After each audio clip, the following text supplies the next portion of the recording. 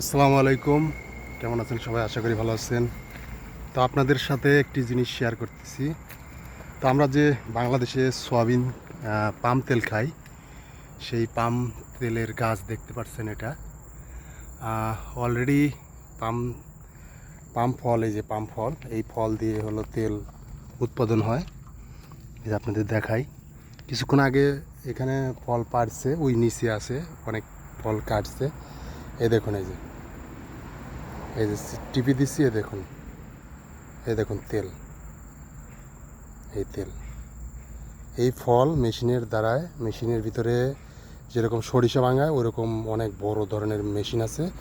ওই মেশিনের ভিতরে এই পাকা ফল দিলে পারে ফিল্টার হয়ে একদিক দিয়ে ওই পাম তেল বানায় যায়। তো এখানে যে কাটতেছে অনেক ইন্দোনেশিয়ারা, তো এই ফল কেটে নিয়ে যাবে গাড়িতে করে ফ্যাক্টরির থেকে আবার পাম তেল উৎপাদন করে সারা বিশ্বে মানে রপ্তানি করবে। তো এই হলো মালয়েশিয়ার এই যে পাম বাগান।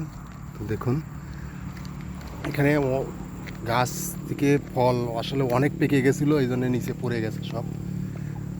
বিশাল বাগান। তো এই হলো ফল, এই যে দেখতে পাচ্ছেন। এই ফলটি সেরকম বাড়তি হয় না, তারপর পেরে ফেলেছে। এক একটার ওজন কমসে কম 30 কিলো 40 কিলো ওজন হবে।